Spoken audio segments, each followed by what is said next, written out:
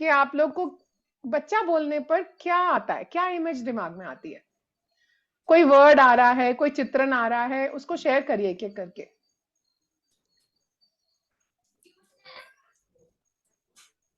क्या हुआ?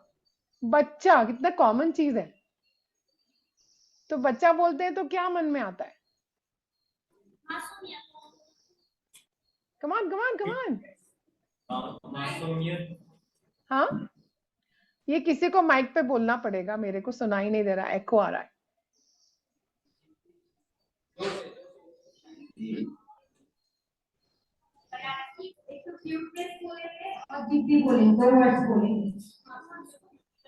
हाँ, आई थिंक ठीक रहेगा कि एक जन रिपीट कर दे, ये लोग बोल दे, और आप में से एक जन को माइक पकड़ के रिपीट कर दे। बच्चा का मतलब जिद्दी और क्यूट। जिद्दी और क्यूट, ओके। रुदुचा बेटा, ये बोर्ड पे लिखते जाएंगे कहीं आप, या पेपर पे लिख लेंगे कहीं पर? बोर्ड पे लिखे तो ज्यादा ठीक है। जिद्दी और क्यूट, ओके। नेक्स्ट। शरारती। सॉरी? आंसू।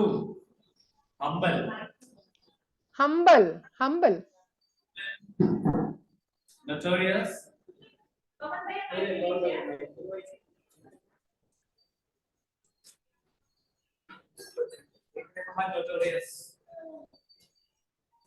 Notorious. Notorious, notorious, is that what you said? No, notorious.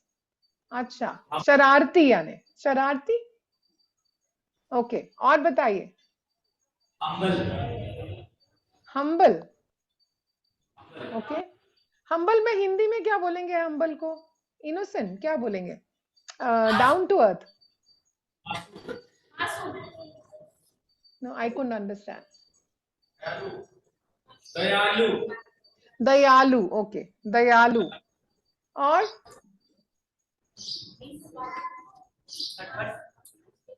नटखट। नटखट, नटखट, ओके, वो शरारती जैसा।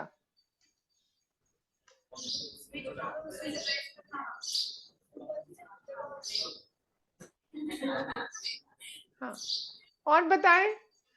लड़के लोग प्लीज कुछ बताओ, क्या आप लोग पावम बच्चों की तरह बैठे हो? कम ऑन बॉयज, आपकी तरफ से कुछ आना चाहिए रिस्पॉन्स इधर।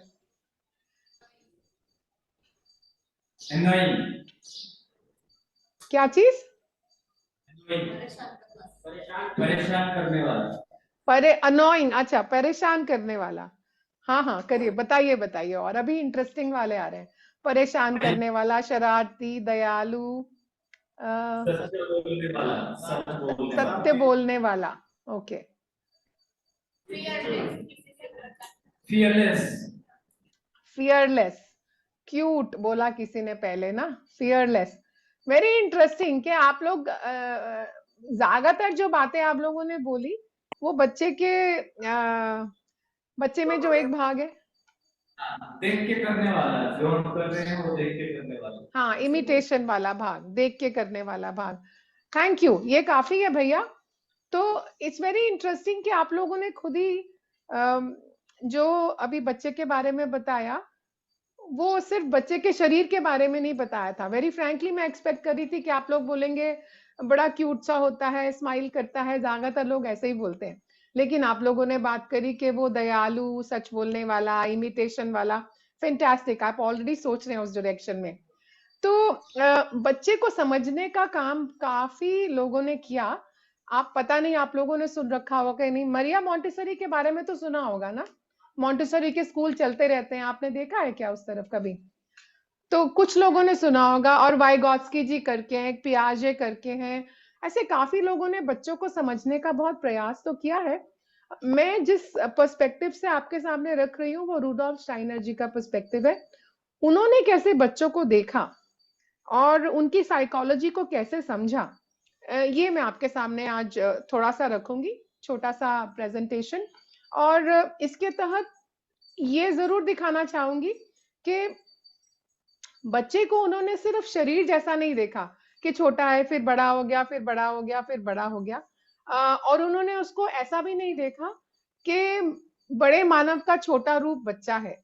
उनको ये साफ दिखा कि बच्चा एक एक अलग सा फेज है, उसका एक अलग सा स्टेज है, जो धीरे धीरे भरते भरते मानव बनता है। लेकिन मानव अडल्ट का छोटा रूप बन के सामने हमारे नहीं आता। ये मिस्टेक है, शायद हम सब लोग काफी कर लेते हैं, क्योंकि जब हम छोटे बच्चे से, जब वो थोड़ा सा बड़े होने लग जाता है, तो हम उससे बड़ों की तरह बात करते हैं, उसको लॉजिक दे के बातें समझाते हैं, ऐसा मान के कि वो बड़े का छोटा रूप है। But actually that's not true. तो रुडॉल्फ स्टाइनर जी ने ऐसा देखा कि बच्चे के दो भाग हैं, एक तो शरीर और एक चेतना। तो शरीर का भी विकास होता है और चेतना में भी परिवर्तन आता है। तो जो हम उसके बच्चे के सामने इर्द गिर्द हम बड़े लोग होते हैं, चाहे वो भाई हैं, चाहे वो बहन है, चाहे वो टीचर है, चाहे वो मम्मी पापा हैं, दादा दादी हैं, स्कूल में कहीं भी जाते हैं, तो जो हम एनवायरनमेंट में लोग होते हैं, हमारा ये फर्ज बन जाता है कि बच्चे को वो दिया जाए जिससे उसका शरीर का विकास भी बढ़िया से हो और उसकी चेतना का विकास भी बढ़िया से हो।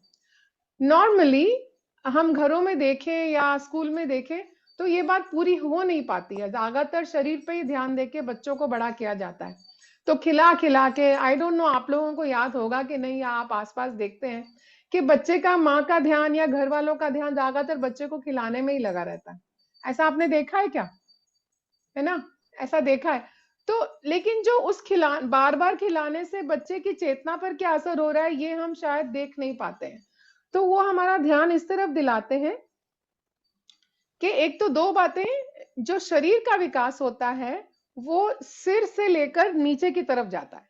तो जैसे अगर गर्भ में बच्चे को देखें तो बच्चे का सिर बड़ा होता है, पैदा होने पर भी head is very big compare to rest of the body, है ना। तो ये जो सिर बड़ा होता है, फिर धीरे धीरे बच्चा अपने हाथ पांव हिलाता है, सब करता है। तो जैसे जैसे उसकी ग्रोथ होती है, सिर छोटा होता जाता है। और याद, आदर सिर छोटा नहीं होता, बट बॉडी उसके हिसाब से बड़ी होती है, तो वो प्रोपोर्शनेट हो जाता है ज्यादा। तो वो कैसे होता है, वो अपनी उसकी मूवमेंट पहले उंगलियों से और हाथों से, पांव से शुरू होती है। लेकिन जो चेतना का विकास है वो पांव से ऊपर जाता है, वो ऊपर की तरफ जाता है। यानी कि वो हाथ पांव हिला करके बाद में दिमाग वाला काम पुष्ट होता है। तो ये दोनों ऑपोजिट डायरेक्शन में जाते हैं। बॉडी ऊपर से नीचे की तरफ डेवलप होती है, पांव की तरफ, सिर से पांव की तरफ, और चेतना का विकास पांव से ऊपर की तरफ।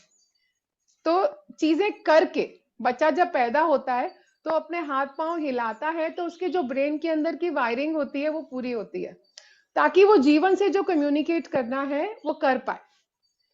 एक तो ये बात उन्होंने हमारी तरफ ध्यान दिलाया। दूसरी बात उन्होंने जो ध्यान दिलाई कि बच्चे से बड़े होने तक उन्होंने पूरी जिंदगी को 7-7 साल के भागों में बांटा। तो पहले 0 to 7 एक फेज हो गया, 7 से 14 दूसरा हो गया, 14 से 21 तीसरा हो गया। तो उनका ऐसा मानना है 21 साल तक आप पूरे तैयार हो जाते हो, आपकी बॉडी एकदम रेडी है, आपकी चेतना का काफी विकास है और आप तैयार हैं दुनिया में जाने के लिए। तो 21 से 27 वाले फेज में आप दुनिया में जाकर के जो जो आपने अभी तक सीखा है, समझा है, उसको आप एक्सप्लोर करते हैं। तो जो 0 से 7 साल वाला है उसके कुछ अलग पैमाने हैं, और पहले वाले दूसरे वालों के बनिस्पत इसकी अलग फोकस है। तो उन्होंने देखा कि जो प्रकृति में एक व्यवस्था है, उसके तहत उन्होंने नोटिस किया कि एक फोर्स है नेचर का, प्रकृति का एक फोर्स को क्या बोलेंगे मुझे नहीं पता, आपको समझ में आ रहा है ना मैं जो बोल रही हूँ। तो प्रकृति का जो फोर्स है ना, वो एक तरफ सेंटर्ड है। तो जो 0 से 7 साल का बच्चा है वो सेंटर सिर्फ फिजिकल डेवलपमेंट पर है। तो जैसे जीवन आया शरीर में, अब जीवन को, शरीर को तो संभालना पड़ेगा ना। कैसे संभालेगा? आपने कभी सोचा है कि आप लोग, मैं अभी हमने बोला कि अब आप बैठ जाइए यहाँ पर डेस्क के पीछे, आप लोग ऐसे होके बैठे हैं, लेकिन बाजू कितनी मोड़नी है, कितना झुकना है कि आप गिरेंगे नहीं, आपका बैलेंस लूज नहीं होगा। आप कितना पीछे जाते वक्त कितनी जगह आलती पालती मारेंगे, और जब थक रहे हैं तो कैसे बॉडी को हिला करके पोजीशन चेंज करेंगे। ये कैसे आया? आपको कैसे पता कौन से एंगल पर अपने हाथ को हिलाना है कि आप लिख लेंगे? कभी ध्यान दिया? ये आप कर पा रहे हैं इतनी इजीली, क्योंकि जब बच्चा पैदा होता है तो जो अपने हाथ पांव हिलाता है, अपने हाथों से काफी चीजें करता है, जैसे जैसे बड़ा होता है, चलता है, रेंगता है, उठता है, भागता है, वो सिर्फ इसीलिए कि वो अपने शरीर को बढ़िया से कंट्रोल कर पाए। तो अगर आप बहुत छोटे बच्चे को देखेंगे तो आपने देखा होगा कि जो उसकी मूवमेंट्स हैं काफी केओटिक होती हैं। वो उसमें ये नहीं होता कि मैं अपना हाथ उठा करके अब ये ग्लास ले लूं, बहुत छोटे बच्चे की बात कर रही हूँ। तो पहले उसके हाथ पांव चलते रहते हैं अपने आप ही किसी भी तरीके से, धीरे धीरे धीरे वह व्यवस्थित होते हैं कि वो चीज की तरफ अपने जीवन के संकेत के द्वारा कोई चीज उठा सकता है। लेकिन शुरू का फेज ऐसा ही होता है कि उसकी बहुत केओटिक मूवमेंट होती है, और जो लेटे रहने से लेकर के सिर उठाने तक, बैठने तक, फिर खड़े होने तक, चलने तक, और लैंग्वेज आने पर, और उसके बाद में खड़े होकर के बच्चा पीछे अपने आप बैकवर्ड वॉकिंग करके कुर्सी पर कितनी टांगे बिठानी है, उसको बिठा के कितनी बार गिरता है, आपने नोटिस किया है कि आपके घरों में कोई बच्चे आपने देखे हैं? नहीं देखे, काफी लोगों ने नहीं देखे, कुछ लोगों ने देखे भी हैं। तो अगर आप बच्चों को थोड़ा ध्यान से देखें तो कितनी बार बच्चा गिरता है खड़े होके चलने के पहले, आपने ये नोटिस किया? कितनी बार गिर जाता है फिर भी खड़ा होके चलता है। तो ये कहां से आया, ये कैसे हो रहा है? ये दिखता है साफ कि एक फोकस है नेचर का उस वक्त सिर्फ शरीर के डेवलपमेंट का, और कुछ नहीं हो रहा होता उस वक्त। इसका मतलब ये नहीं कि वो बुद्धू है, बाकी चीजें भी जा रही होती हैं अंदर, इमिटेशन के थ्रू, अब्जॉर्प्शन के थ्रू, लेकिन ज्यादा फोकस वही बना होता है। तभी के लिए बच्चा रेस्टलेस होता है, बार बार चलता है, फिरता है, आप उसको बिठा के रख ही नहीं सकते, उसको एक्टिविटी चाहिए हमेशा, क्योंकि उस एक्टिविटी के थ्रू वो सीख रहा होता है। तो जैसे मुझे एक घटना याद आ रही है कि, और ये एक्टिविटी की, सॉरी मैं I am coming back to it, ये एक्टिविटी, इसको हम ये नहीं बोल सकते कि चलो अब तुम बैठ के ये करो। आप कोशिश करिए एक 2 ढाई 3 साल के बच्चे को बिठा करके कुछ कराने की, ये करो, वो करने वाला है कि उठ के भागता फिरता रहता है, बैठता नहीं एक जगह टिक करके। आपने ये नोटिस किया क्या? अरे भैया कोई तो एक्सप्रेशन दो, बड़े से डेड पैन लेके फेस लेके बैठे हो आप लोग। हाँ, हाँ। Okay, okay. तो अगर ये फोकस ना हो तो फिर बच्चे की डेवलपमेंट हो ही ना पाए।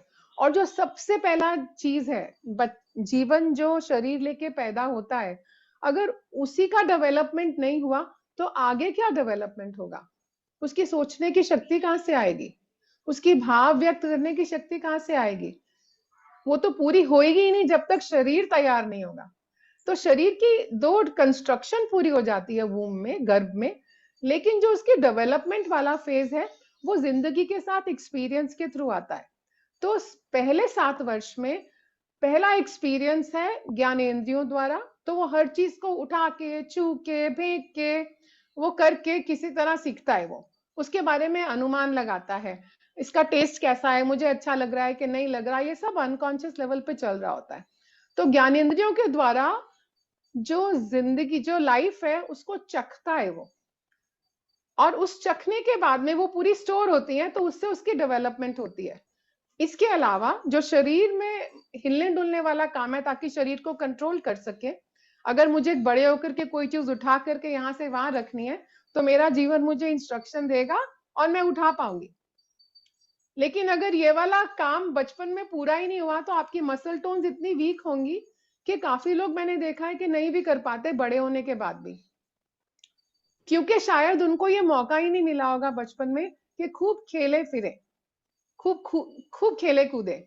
आजकल तो खासकर बंद कर दिया गया है, बच्चों को कमरे में बिठा करके स्कूल भेज देते हैं जल्दी से, तो खेलना तो होता ही नहीं है। तो बच्चे का पूरा बचपन 0 से 7 साल तक का खेल कूद में ज्यादा जाता है, और उसको होने देना चाहिए। उसमें अगर हम अवरोध पैदा करते हैं तो जीवन का, शरीर को संभालने वाला काम, उसमें अड़चन आती है और फिर बाद में उसको दिक्कत होती है। इस उम्र का एक और मैं जो एग्जाम्पल देने वाली थी उस वक्त, कि मेरे भाई की बेटी थी एक बारी, वो बैठ करके ना कॉइन्स होते हैं ना बहुत सारे, एक एक दो दो रुपए के कॉइन्स थे, उसको लेकर के ऐसे उठा करके एक यहाँ रख रही थी, फिर एक रख रही थी, फिर एक रख रही थी, और मेरा भाई बैठा उसको देख रहा था। तो उसको लगा कि इसको एक एक करके क्या रखना, मैं इसको जल्दी से सिखाता हूँ, सारे उठा करके मुट्ठी में रख दो। तो उसने उसको बोला कि नहीं नहीं देखो मैं तुमको दिखाता हूँ, और सारे के सारे कॉइन्स उठाए और उसके हाथ में रखे। तो वो 1 सेकंड के लिए बैठी, उसने फिर से फेंक दिए, और वो वापस एक एक करके कॉइन अपने हाथ में रखती गई। ये आपको इससे क्या पता चलता है? बच्चा बच्चे को कोई चीज देख के क्या समझना है, क्या करना है, इसकी गति और इसका सीक्वेंस वो खुद ही तय करता है। मैं इम्पोज करके अगर बोलूं कि तुम अब ये सीखो क्योंकि ये ठीक है, वो होगा ही नहीं, क्योंकि वो क्रमबद्ध तरीके से, और वो क्रम उस बच्चे को अनकॉन्शियस लेवल पे पता रहता है, बड़ी इंट्यूटिवली वो वही चीज सीखता है जो उसको सीखनी होती है। तो क्या हम ये स्पेस क्रिएट कर सकते हैं कि बच्चा जितना हो सके एक्सप्लोरेशन के द्वारा, अपनी इंद्रियों के और अपने हाथ पांव के एक्सप्लोरेशन के द्वारा अपने को गढ़ना शुरू करे, ताकि इसकी जो डेवलपमेंट हो वो जो प्रकृति सहज व्यवस्था है उसके अनुसार हो। और इस एज का एक बहुत स्ट्रॉन्ग फोकस है कि इस उम्र में अगर अडल्ट लोग, बड़े लोग हमको ये एनवायरनमेंट दे पाए कि दुनिया बहुत अच्छी जगह है, एक सेफ एनवायरनमेंट हो जहां पर खुशी का माहौल हो, उसको खूब प्यार मिले, तो बच्चा उस उम्र में जब उसके संस्कारों की एक गहरी लाइन पड़ रही होती है, तब अगर उसमें ये विश्वास बन जाए कि ये साफ अच्छी जगह है, सेफ जगह है, मैं यहाँ खुश हूं, ये देयर इज गुडनेस एवरीवेयर, अगर ऐसा भाव चला जाता है पेरेंट्स के द्वारा, टीचर्स के द्वारा, तो ये आवाज मेरी गूंज रही है भैया? नहीं, आई कैन हियर द एको।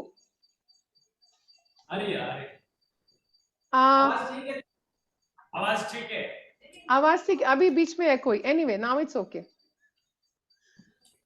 तो ये एक बहुत स्ट्रॉन्ग इम्पेटस इस एज का रिक्वायरमेंट है, हमसे अपेक्षा है जितने भी हम एनवायरनमेंट में हैं।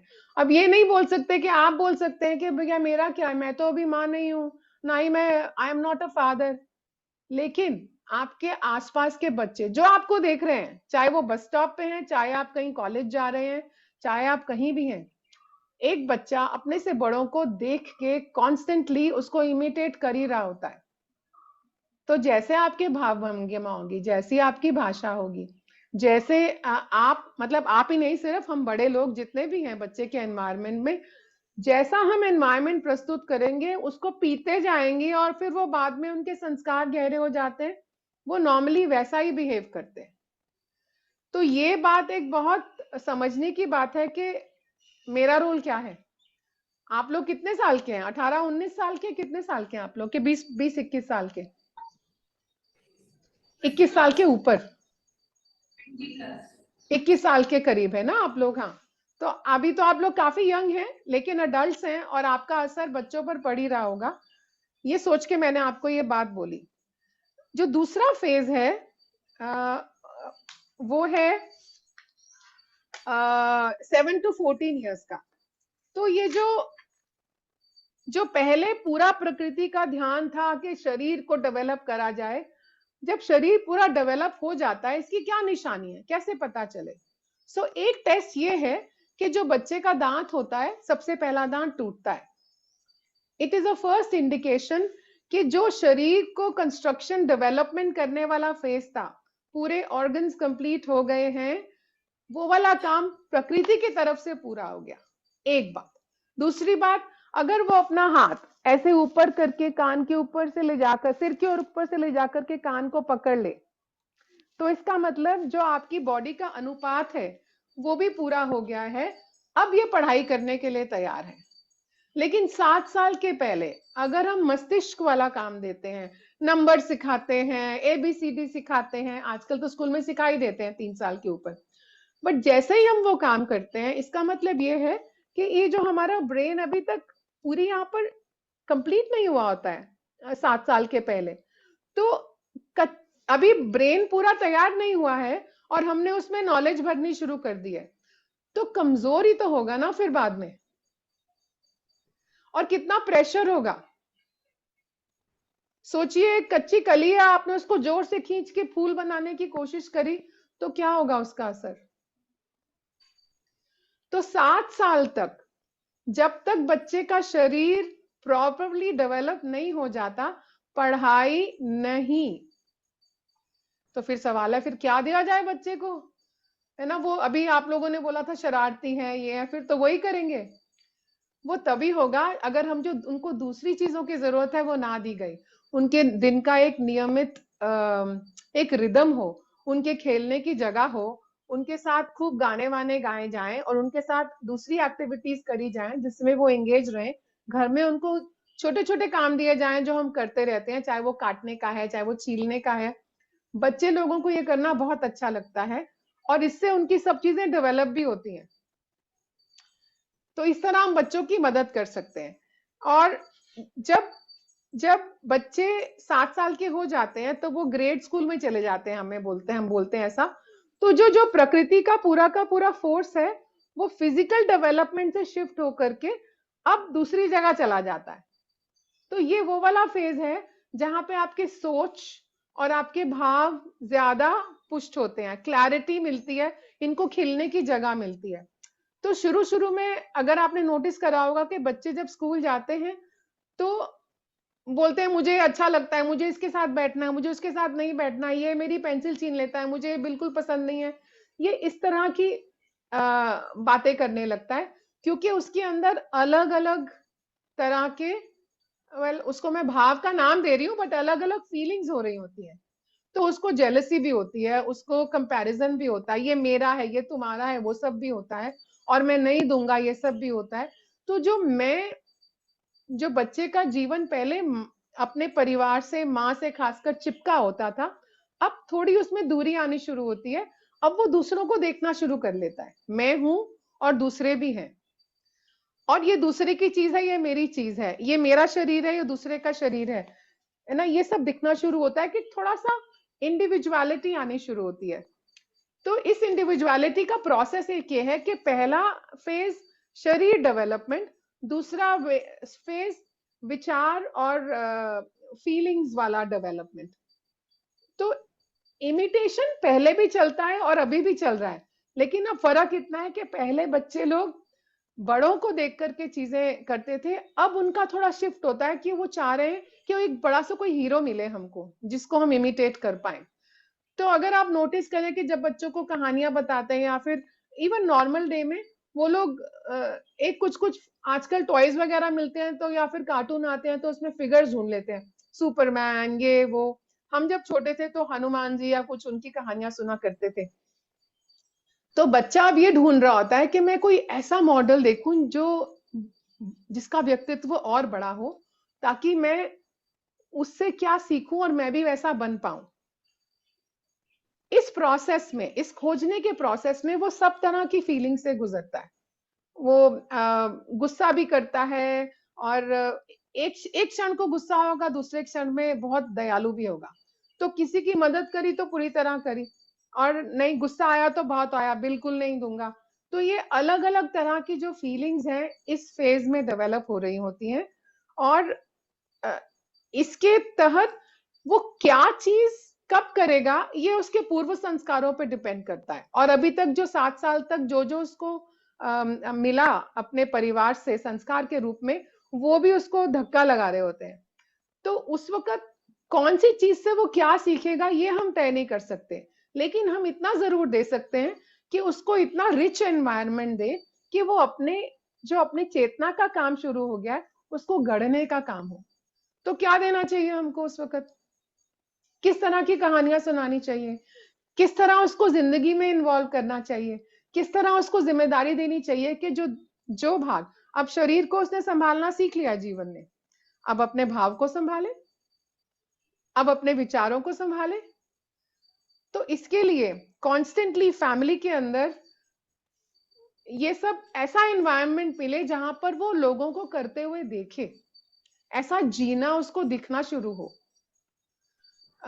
और इसके अलावा a lot of focus on art, music, sports, तरह तरह की चीजों के द्वारा उसकी जो कैपेसिटी जो उसकी बॉडी की तरफ है वो भी बढ़ाई जाए, और जो उसके थ्रू उसमें भाव पैदा होते हैं, जैसे आर्ट और म्यूजिक दो चीजें हैं जिनसे आप में भाव बहते हैं, तो उसको बहने की जगह दी जाए।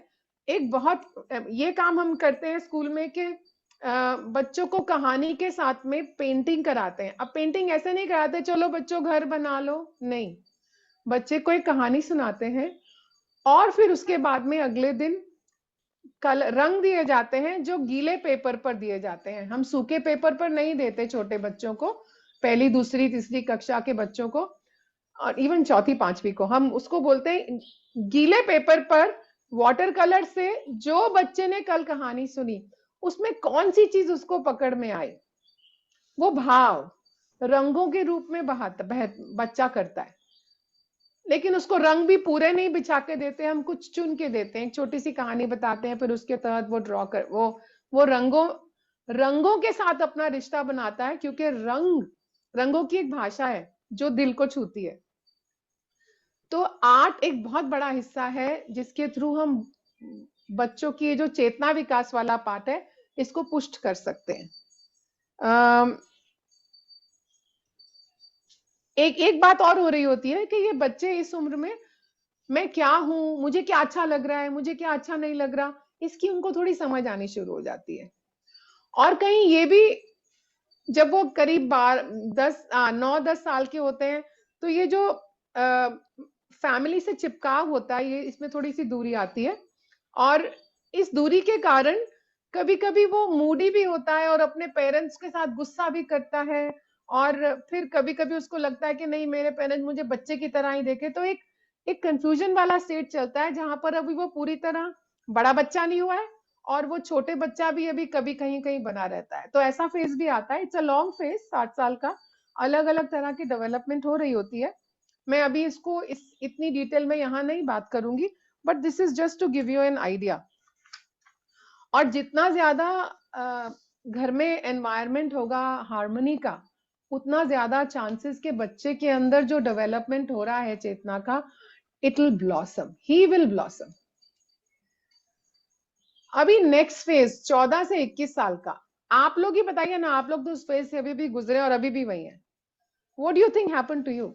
इस फेज में आप लोगों के साथ क्या हुआ? प्रोमिनेंट कोई चीज आपको याद आती हो?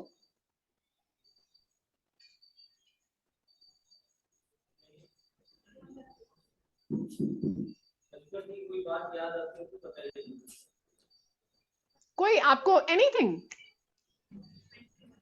आप लोग अभी 21 साल के हो चुके हैं कि अभी चल रहा है, क्या है आपका phase? Skill development. Skill development, आपका ध्यान अभी स्किल डेवलपमेंट पे जा रहा है। Okay, what else? आपके अंदर क्या चल रहा है? अंदर अंदर अंदर अंदर क्या चल रहा है? फीलिंग्स के लेवल पे, विचार के लेवल पे?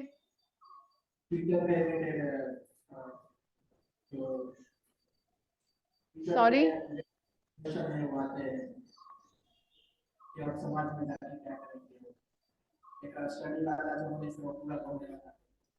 अच्छा भैया किसी को रिपीट करना पड़ेगा, मुझे बिल्कुल सुनाई नहीं दिया। फ्यूचर को लेकर विचार चलता है कि भविष्य में हमें समाज के लिए क्या करना है, स्वयं के लिए क्या करना है। यस यस, ओके, सोसाइटी में जाके क्या करना है उसको लेके एंजाइटी है थोड़ा। समझ आया। और कोई गर्ल्स में से?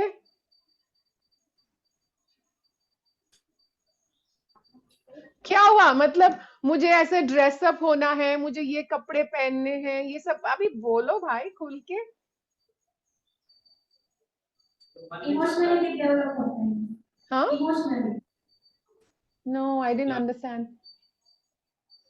इमोशनली डेवलपमेंट हो रहा है। इमोशनल डेवलपमेंट हो रहा है, तो इमोशनल डेवलपमेंट बोले तो कि बहुत सारी इमोशंस आ रही हैं, आप उसको हैंडल करना सीख रहे हैं, कि अलग अलग तरह की कैसे हो रहा है? नहीं, हैंडल करना सीख रहे हैं। और क्या मूड्स भी बहुत हो रहे हैं? Too many moods? कभी भी गुस्सा आ जाता है, हाँ तो हम देख पाते हैं कि यहाँ पर गुस्सा आया है तो हमें इस तरह से रिएक्ट करना है कि रिस्पॉन्ड करना है। हाँ हाँ, गुड। तो बेसिकली इस फेज में जैसा उन्होंने देखा, और कोई बोलना चाह रहा है क्या?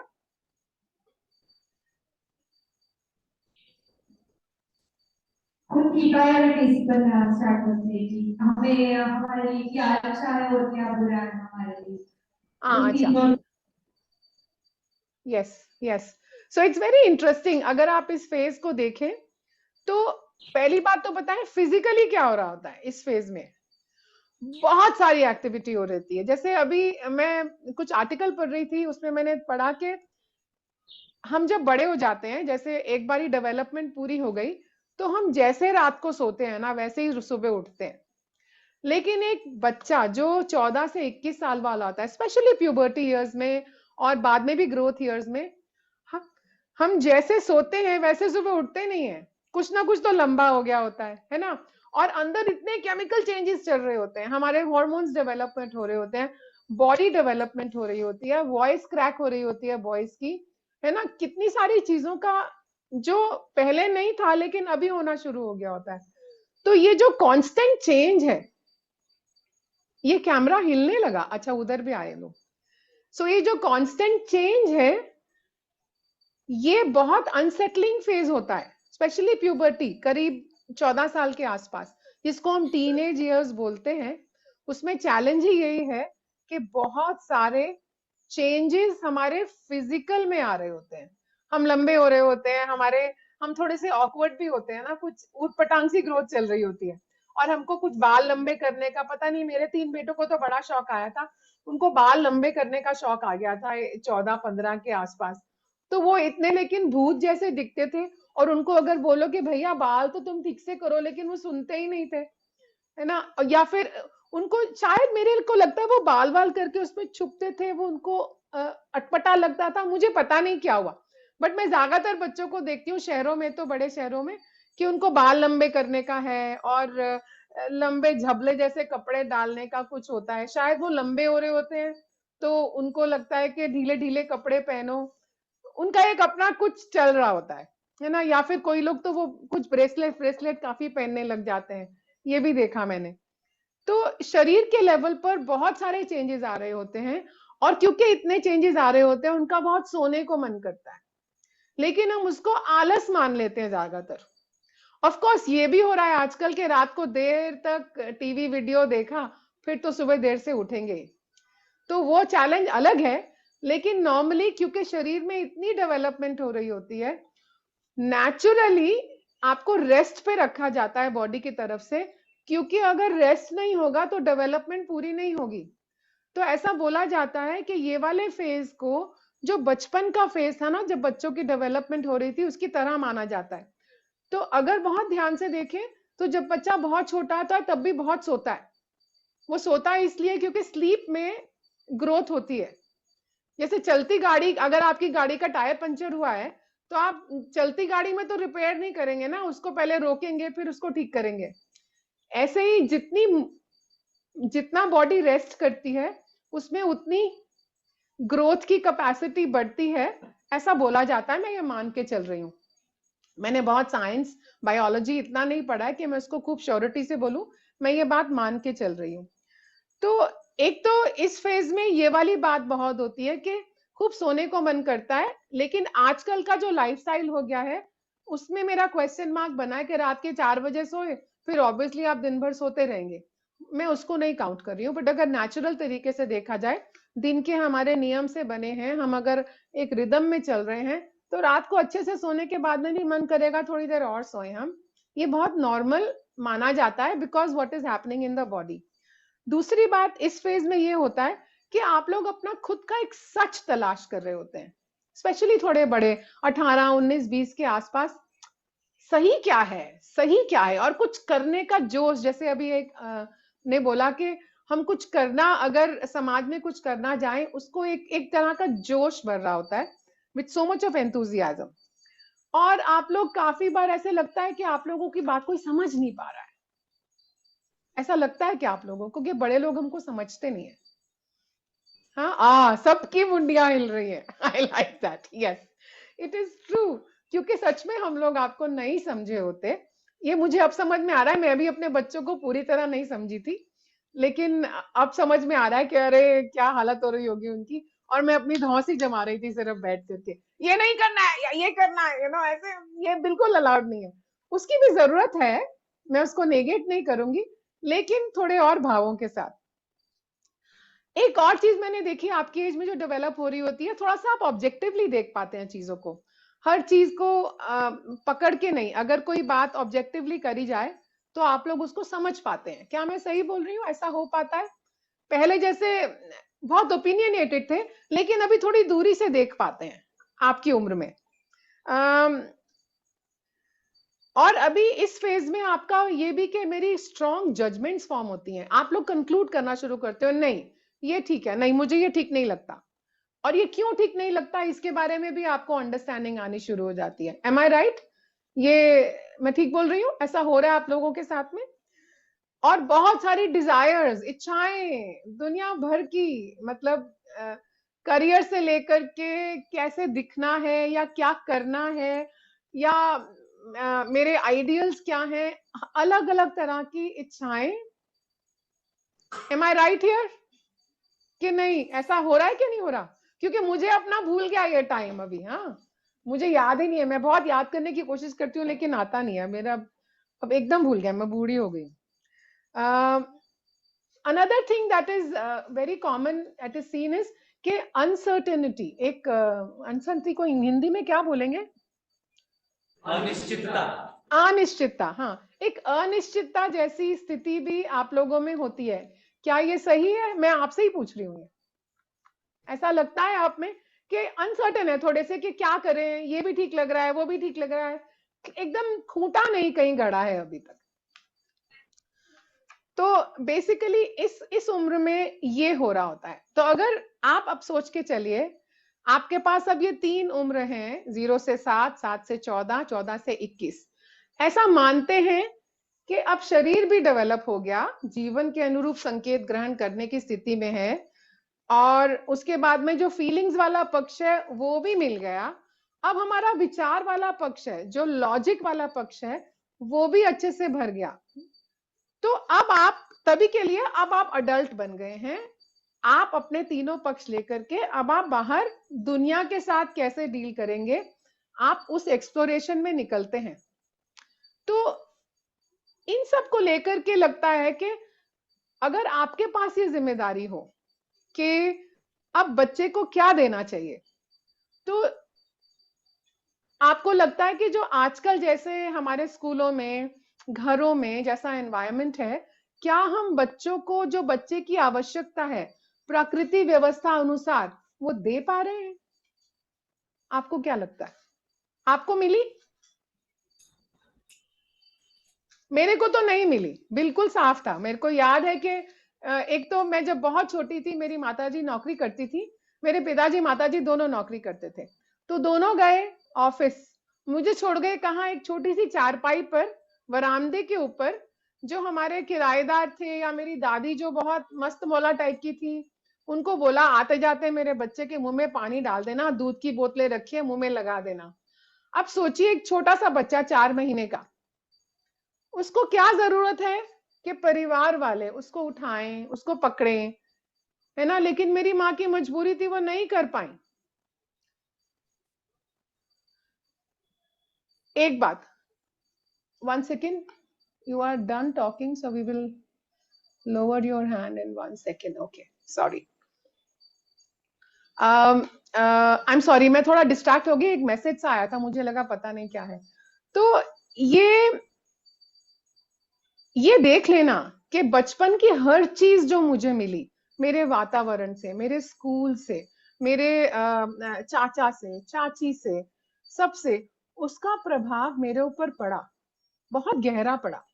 तो मैं आज जो हूं, एक तो मेरा प्रारब्ध है वो, दूसरा ये भी कि जो मुझे मिला संस्कार के रूप में, जो मैंने देखा और उसको ग्रहण कर लिया, उसका एक बहुत बड़ा रोल है। तो जो एक्सरसाइज हमने पहले आपसे कराई, जिसमें मैंने बोला कि जो आपका व्यक्तित्व है उसमें कौन सी चीज आप क्या देखते हैं अपने आप को, वो इसीलिए कराई कि आप देख पाए कि कौन सी चीज आपने अपनी माताजी से ली और कौन सी क्वालिटी आपने अपने पिताजी से ली या चाची से ली या चाचा से ली या टीचर से ली, कहीं ना कहीं से तो वो मिली हमको। तो अगर हमको बचपन से लेकर के 21 साल तक सही चीजें परोसी जाएं, तो जो हमारा अंदर गढ़ने वाला काम है, हमारे चेतना का विकास, हमारे शरीर का विकास, हमारे भावों का जो भी उसमें गुणात्मक परिवर्तन होना है, वो सही तरीके से हो और हम एक जिम्मेदार इंसान बने, इसकी गुंजाइश काफी ज्यादा हाई रहती है। और अभी मैं रिक्वेस्ट करूंगी ऋतुजा और अपेक्षा को कोई ऑनलाइन ले लेगा, उन लोग को प्रेजेंट करना था। ऋतुजा बेटा, अपेक्षा को भेजा आपने वो लिंक? भेज दिया, ठीक है। तो आप लोग टेक ओवर कर सकते हैं। ऋतुजा और अपेक्षा, अभी आप लोगों को अपना जो उनका एक्सपीरियंस रहा, कैसे उन पे प्रभाव पड़ा अपने बचपन का, और कहाँ वो देख पाते हैं कि अब हम बड़े हो गए हैं तो हमारा व्यक्तित्व कैसे उससे प्रभावित होकर के आज कहाँ पहुंचा है। ऋतुजा बेटा, पहले आप बोलोगे?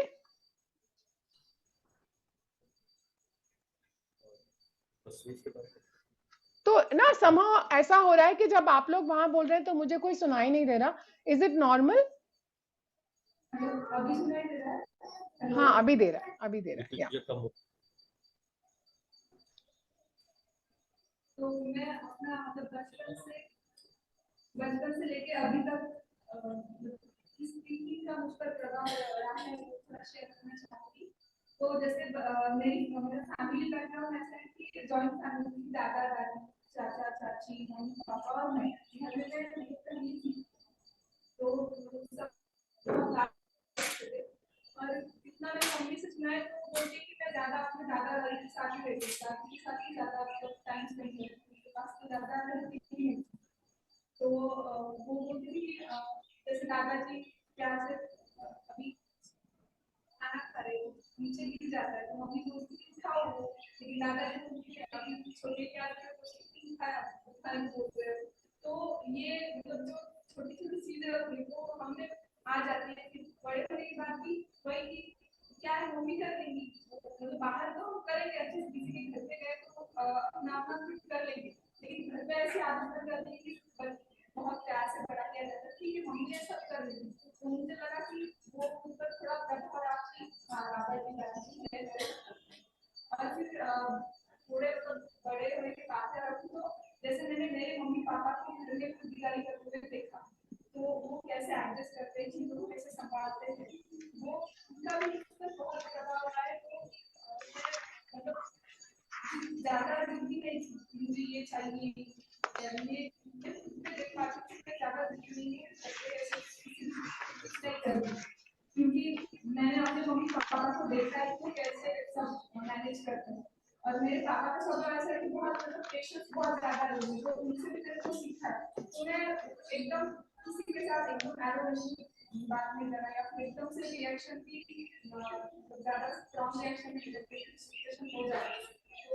तो मैंने वो अपने पापा से लिया, उनका प्रभावित तो जैसे मैंने कुछ छोटा मोटा सोचा है कि कैसे चीजों को हैंडल करते हैं, तो उनका प्रभाव मैं देख पा रही हूँ।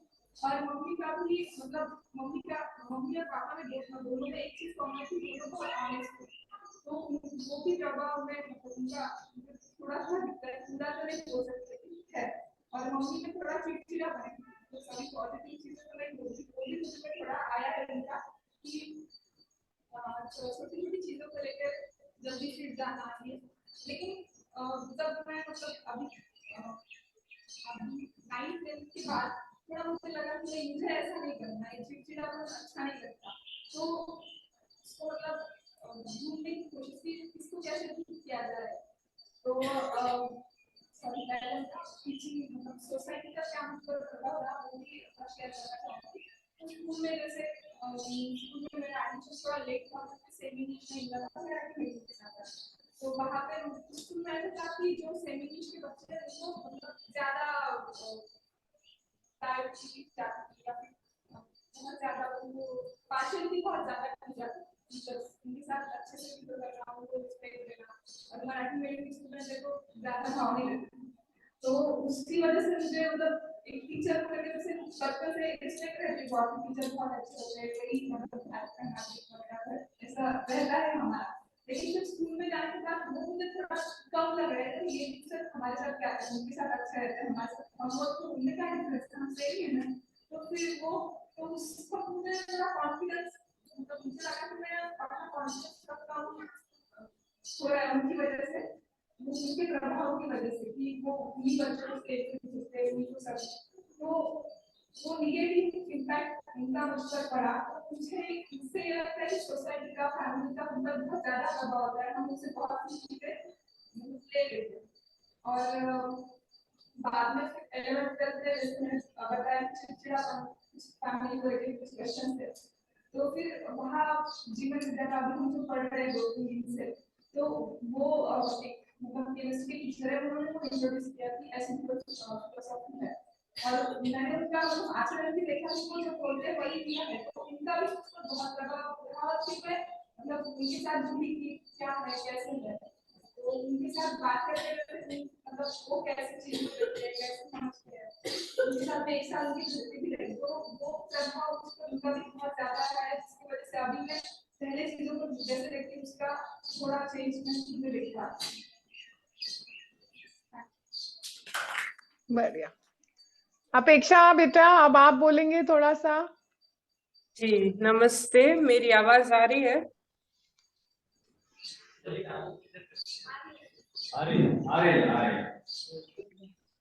तो जैसे मेजरली 0 to 7 वाले स्टेज में क्या क्या मुझे जितने याद है ऐसी चीज है जो मेरी लाइफ में हुई।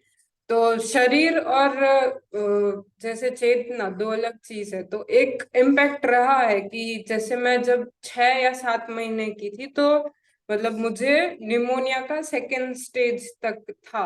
तो वो चीज उसके बाद तो रिकवर हो गया, पर वो अभी तक मेरी इम्यूनिटी पे थोड़ा उसका असर रहता है कि मुझे मतलब अगर एनवायरनमेंट चेंज रहेगा, अचानक से एनवायरनमेंट चेंज हो जाएगा तो मैं मतलब बहुत अच्छे चांस है कि मैं बीमार हो जाऊं। वो एक शारीरिक मेरे पे इम्पैक्ट है। और जैसे चेतना वाली बात करें तो सबसे पहली ये वाली घटना है कि जब मैं 3 साल की थी तभी मेरे मम्मी ने ऑपरेशन करवाया था कान का। और तभी मेरा भाई 6 महीने का ही था। तो मम्मी मुझको 6 महीने के लिए अपने मामा के यहाँ छोड़ के गई।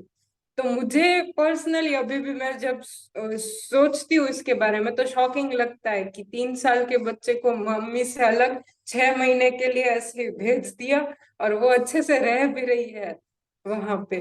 तो वो मुझे ऐसा दिखता है कि उन्होंने एज अ फैमिली ऐसा नहीं रखा कि भाई हम हमारे बच्चे को बाहर नहीं जाने देंगे। और वो मतलब मैं जब मामा के यहाँ थी तो मैं सबके यहाँ मतलब खेलने जाती थी। और मतलब बहुत ऐसे किसी को कैसे परेशान नहीं करना और अच्छे से खाना खा लेना। मतलब पहले से ही एक थोड़ा सा इंडिपेंडेंट वाला पार्ट रहा कि मम्मी चाहिए ही चाहिए तो ही होगा, ऐसा नहीं था। और मम्मी और पापा दोनों ही ऐसे एकदम बहुत ऐसा नहीं कि उसका मतलब ऐसा नहीं कि वो मतलब इतना मतलब केयर नहीं करते, बट एक अपने से अलग भी है वो वाला भाग भी था कि ऐसा नहीं कि वो और मैं एक ही हूँ ऐसा। और मैं उसमें मेरी हैबिट्स भी ऐसी थी कि जैसे मैं अगर खाना खाने बैठी हूँ तो मैं प्रॉपरली बैठ के अच्छे से खाना खाती हूँ। पर जैसे मेरे भाई के साथ मम्मी जब मुझे बता रही थी ये, तो मेरे भाई के साथ कंपेयर करें तो मेरा भाई बिल्कुल ऐसा नहीं था। वो उसको एक निवाला दो और वो दौड़ के जाता था, फिर वापस आए फिर एक निवाला दो। तो ऐसे डिफरेंस था हम दोनों में, ऐसे। और जब या ये 4 या 5 साल के आसपास में ये घटना हुई थी, हम लोग क्वार्टर्स में रहते थे।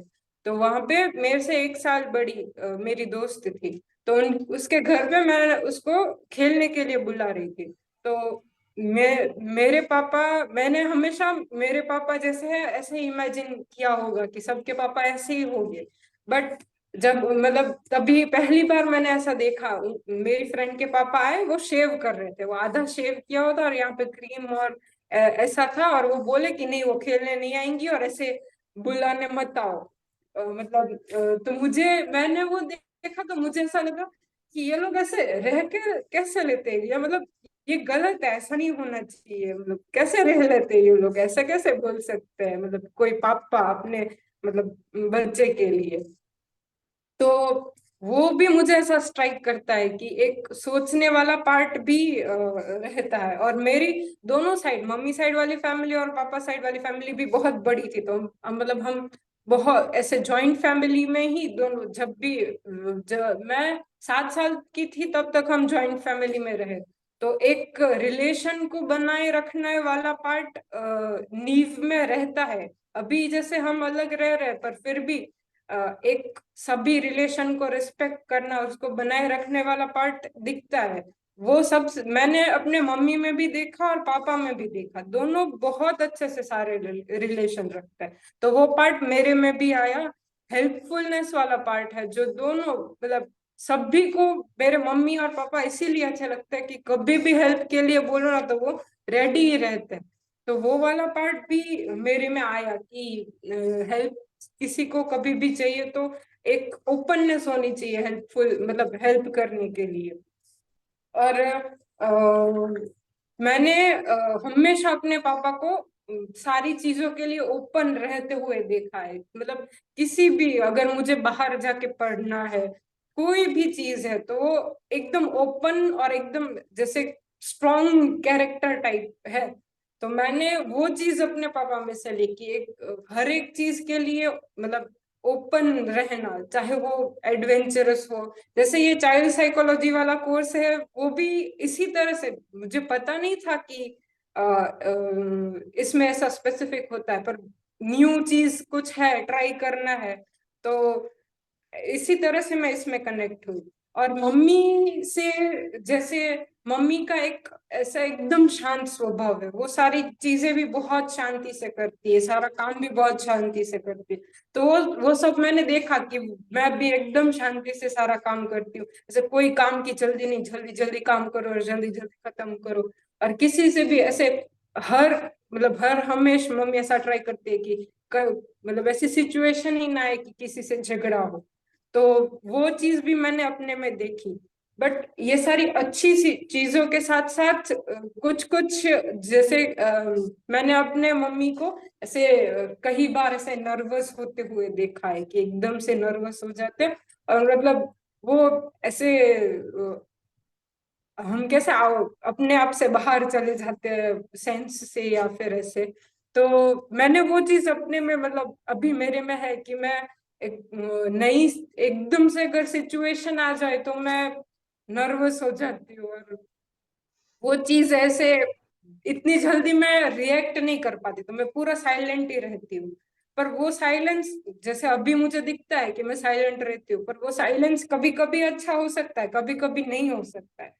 तो अभी जैसे ये सारी चीजें जितना मैंने बताया वो सब आया उसके लिए, जैसे ओपननेस सारी चीजों के लिए, और सभी सारी चीजों में टाइम लेना, वो सब एक ग्रेटिट्यूड फील मतलब होता है कि उनमें है, उन वो खुले रहे मेरे लिए कि आप सीखो, आप करो।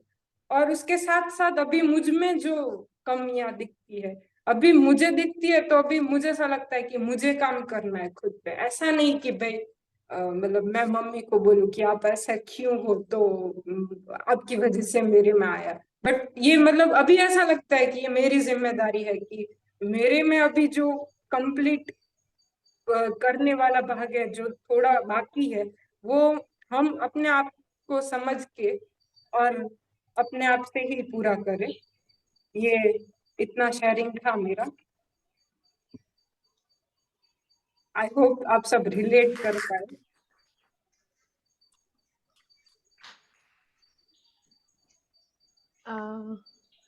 I think thank you अपेक्षा and thank you Rutuja, beautiful. आपने सबसे शेयर किया, इट्स वेरी नाइस। और जो आपने बातें बोली, ये कैसे करें आपको वापस? हाँ, तो आप लोग क्या इस सब से रिलेट कर पाए? हेलो, मेरा ध्यान वापस आप पर आ गया है अभी। आप लोग क्या इससे कुछ रिलेट कर पाए जो इन लोगों ने शेयरिंग किया? यस और नो? हाँ, ओके। somebody saying बहुत बढ़िया। ओके, रश्मि दीदी, थैंक यू।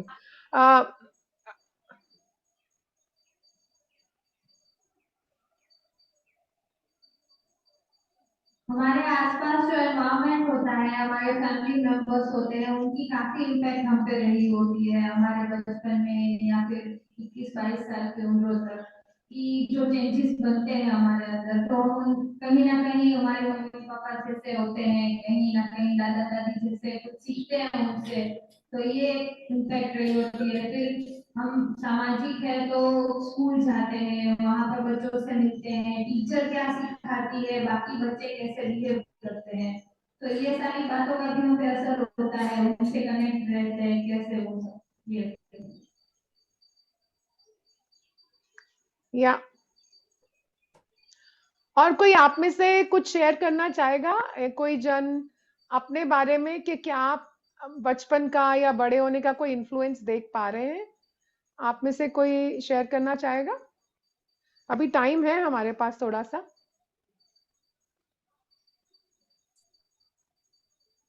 नहीं? अच्छा, कोई है क्या? somebody agree? मेरी क्वेश्चन को रिपीट कीजिए, क्या चाहती है? मैं चाह रही थी कि आप में से स्टूडेंट्स में से कोई अपनी बात रखना चाहेगा कि उनके ऊपर क्या प्रभाव पड़े बचपन से बड़े होने तक, उन्होंने क्या लिया? कोई बोलना चाहेगा अभी?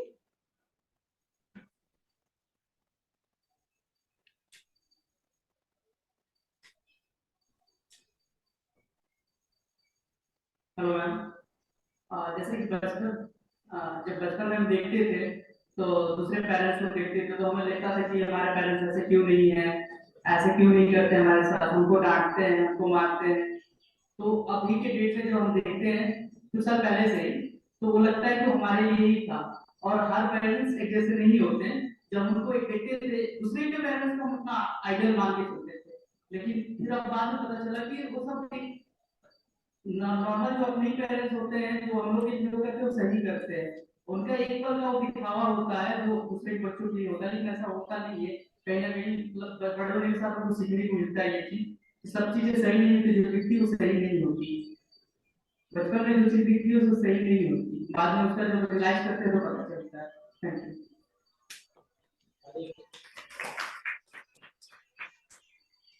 आप लोगों ने एक बात नोटिस करी क्या कि प्रभाव तो हम सब पे पड़ ही रहा होता है, हमेशा हर वक्त प्रभाव आ ही रहा होता है।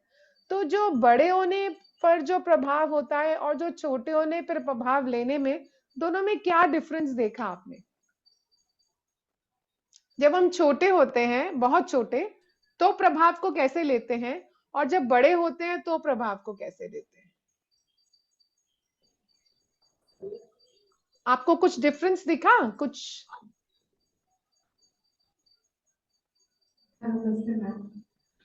एक्चुअली मैंने देखा है कि जब हम बड़े हो रहे होते हैं तो हमारे पेरेंट्स की कुछ बातें जो होती है बहुत इफेक्ट करती है। चाहे वो यदि मान लीजिए कुछ चीजें होती है कि बच्चा कोई कमजोर है या कमजोर है, वो ज्यादा प्रेफर नहीं कर पा रहा है पढ़ना या बोलना, तो उसे इस तरह से पढ़ाना कि हाँ चलो तुम इंग्लिश स्कूल से पढ़ लो, क्योंकि तुम्हें इंग्लिश तो सीखने तुम कभी सीख नहीं पाओगे। वो सारी चीजें कहीं ना कहीं बच्चे के माइंड में बैठ जाता है और वो उस पर फोकस करना भूल जाते हैं कि हाँ मैं तो इसीलिए बना, मैं यही करूंगा। तो पेरेंट्स की कुछ कुछ बातें बच्चे के लिए इमेज बन जाती है, मैं ये नहीं करूंगा, मेरे लिए यही बना है। तो ऐसे तो मेरे साथ भी यही हुआ था कि जब मैं छोटी थी तो मुझे जैसे कि हिंदी वगैरह में ज्यादा इंटरेस्ट है, मुझे बहुत ज्यादा ध्यान नहीं दिया था। तो सारे मेरे भाई बहन इंग्लिश स्कूल से पढ़े हुए हैं, तो मैं हिंदी स्कूल से पढ़ी। उसके बाद जब मैंने देखा कि नहीं मुझे भी इंग्लिश पढ़ना चाहिए, इंग्लिश का ज्यादा क्रेज है या फिर इंग्लिश का ज्यादा स्कोप है, तो फिर मैं इसमें इंग्लिश स्कूल में गई। तो वो मेरे दिमाग में फिर भी था कि नहीं मैं इंग्लिश नहीं कर पाऊंगी। तो ये सारी चीजें इफेक्ट डालती है बच्चों पे। Thank you ma'am. True, yes. ऐसा मेरे साथ भी हुआ। जब मैं छोटी थी तो मैं पढ़ाई में बिल्कुल अच्छी नहीं थी, क्योंकि मुझे ना कोई चीज बोर्ड पे लिखी है, टीचर बता रही है, तो वो समझ ही नहीं आती थी। मुझे करके समझने में समझ में आता था। लेकिन स्कूलों में तो करके कुछ समझाते नहीं है। टीचर फटाफट बोर्ड पे क्वेश्चन लिखेगी या एक लेक्चर क्लासरूम में पढ़ देगी। तो मैं हमेशा, मेरा ध्यान बाहर ही लगा रहता था। तो उसका रिजल्ट क्या आता था, मेरे नंबर ठीक नहीं आते थे। हर साल वो क्या, तब तो कंपार्टमेंट बोलते थे, 2 या 3 सब्जेक्ट फेल होती थी 7वीं कक्षा तक। तो बार बार वो लिख करके पास होना पड़ता था। तो कहीं ना मैं नालायकों में मानी जाती थी। तो मेरी टीचर मुझे पीछे बिठाती थी सबसे, या मुझ पर ध्यान नहीं देती थी। तो जब मैं बड़ी भी हुई तो मुझे अपने बारे में ऐसा ही लगा कि मैं नालायक हूं। मुझे उस पर बहुत काम करना पड़ा। अभी भी कई बार घबराहट होती है, कोई अगर एकेडमिक प्रोजेक्ट लेना होता है या कुछ करना होता है, मैं ले नहीं पाती हूँ इजीली, क्योंकि वो जो मेरे में वो जो एक तो गहरा संस्कार बैठ गया है, उसको उस पर मैं काम कर रही हूँ। लेकिन उसके अलावा मेरे ब्रेन में ये चैलेंज रहा होगा शायद, कि जो शब्दों के पीछे अर्थ होता है वो करके समझ में आता है। लॉजिक के लेवल पर बहुत ताकत लगानी पड़ती है, मैं नहीं कर पाती हूँ। लेकिन इसे कोई समझ में ही नहीं पाए अडल्ट लोग, और मुझे नालायक का करार दे दिया गया और मैंने मान लिया।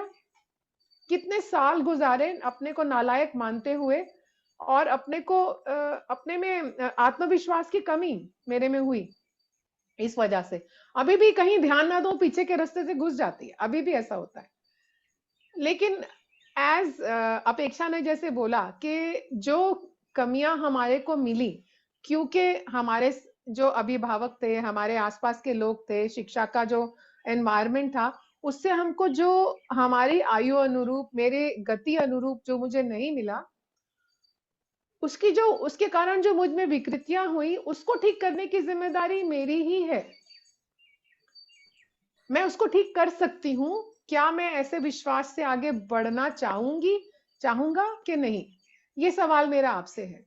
दूसरा, मैं आपको एक होमवर्क देना चाह रही हूँ। It will be interesting if you can do it. आप लोग बड़े हैं, लेकिन अगर ये करेंगे तो मुझे लगता है कि इसमें आप लोगों को भी काफी क्लैरिटी बनेगी। एक होमवर्क तो ये कि जो आपने चित्र बनाया है, उसमें जो जो क्वालिटीज आपने दिखाई हैं अपनी, अगर आप बैठ करके थोड़ा मनन करें और देखें कि वो कहां से आई आपके पास, कौन से प्रभाव से आई। क्या आप में पहले ही बना हुआ था, या आपको कोई अपने परिवार में या बाहर कोई ऐसा, या कोई किताब या फिर कोई कहानी जिसका आप पर बहुत प्रभाव पड़ा हो, उसके कारण आप में वो व्यक्तित्व डेवलप हुआ हो। इसको अगर नोट कर लें आप लोग, एक तो ये। दूसरा कि अभी आगे बढ़ते हुए, आप लोग 21 साल के हो गए हैं अभी, आप लोग गिवन अ चॉइस, अब कौन से प्रभाव को ग्रहण करना चाहेंगे, किस तरह का प्रभाव आप चाहते हैं अभी लाइफ में गोइंग फॉरवर्ड। ये 2 ही होमवर्क है। आप क्या चाहते हैं, कौन सा प्रभाव आप कैसे बनना चाहते हैं,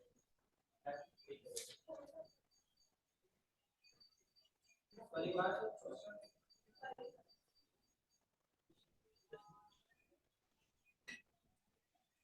क्वेश्चन रिपीट करिए थोड़ा। हाँ, मैंने ये होमवर्क ये बोला है, पहला होमवर्क ये है कि जो चित्र आपने पहले बनाया था ना, जिसमें मैंने बोला था अपने में भरिए रंग, आपकी क्वालिटी के अनुसार रंग भरिए। तो अगर उन रंगों को देखते हैं आप, और देखते हैं अपने बचपन को या बड़े होने पर, आपके अंदर वो जो गुण हैं जो आप में आए हैं, या जो अवगुण भी हैं, वो किसके प्रभाव से आए, वो प्रभाव आपने कहां से लिया। अगर इसको आप ट्रेस कर पाए, एक बात। दूसरी बात ये कि गोइंग फॉरवर्ड आप किस तरह के प्रभाव चाहेंगे अपने ऊपर? या एक्चुअली दो चीजें, किस तरह के प्रभाव आपको खींचते हैं अभी और किस तरह के प्रभाव आप चाहते हैं, दो अलग अलग बातें हैं। आप किस तरफ खींचे चले जाते हैं और किस तरफ खींचना चाहते हैं, ये दो बातें अलग अलग।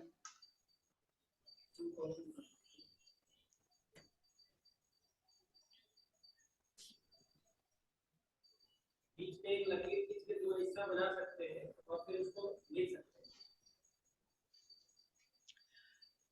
इसको आप लिख लें और ऋतुजा किसी ग्रुप एक्टिविटी में इसकी शेयरिंग हो जाए तो it will be very nice. वहां पर कभी रात को आप लोग इनफॉर्मली बैठ के ग्रुप में जो लोग तैयार हैं, अगर अपनी शेयरिंग कर दे सबके साथ तो हम एक दूसरे से सीखते ही हैं, ऐसा अच्छा हो जाएगा। वो आप टाइम देख लीजिए, अगर निकाल सके तो, जैसा आप देख लें वहां पर।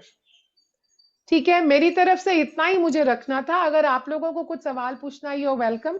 आई think we have another 15 minutes और सो। हाँ आरती दीदी, अभी टाइम है कि नहीं, क्या हो गया? जी दीदी, आप ये जो होमवर्क आपने दिया है इसकी शेयरिंग के लिए हम लोग टाइम निकालने की कोशिश करेंगे। ठीक है, और आपको बताएंगे कि शेयरिंग कैसे थी। ठीक है। आप सवाल, कोई इतनी सारी प्रस्तुति में कोई सवाल आपके बीच में है? दीदी ने बहुत सारी चीजें कवर की हैं, चाइल्ड का ग्रोथ 0 से 7, 7 से 14, 14 से 21 और फिर आगे की जिंदगी के लिए क्या सोचते हैं। उसके अलावा जो दो शेयरिंग हुई, एक में आकांक्षा दीदी और ऋतुजा बहन ने अपनी बातें रखी, तो आप लोगों को भी अपने जीवन में झांकने का मौका मिला होगा। दीदी की बहुत एनर्जेटिक और ऑनलाइन होते हुए ऑनलाइन नहीं लग रही है दीदी, आप हमारे बीच बैठे लग रही हैं। काफी एक्सप्रेशन हमने महसूस किया, कोई अंतर नहीं महसूस किया, ऐसा मुझे लगता है। तो आप लोग अपना कोई प्रश्न दीदी से कहना चाहते हैं?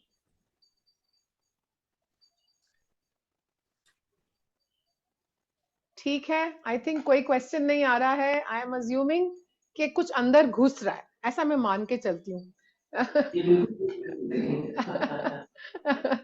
ठीक है, सबको नमस्ते, thank you very much, it was nice meeting you. Hopefully अगली बार आप लोगों से इन पर्सन मुलाकात होगी, अगली वर्कशॉप में।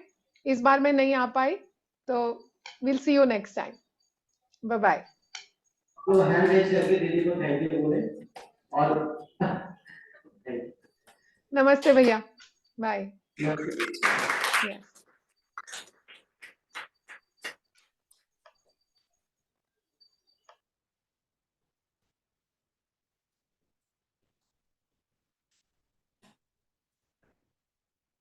बहुत ही सुंदर दीदी का कक्षा रहा और आज हम लोग चाइल्ड साइकोलॉजी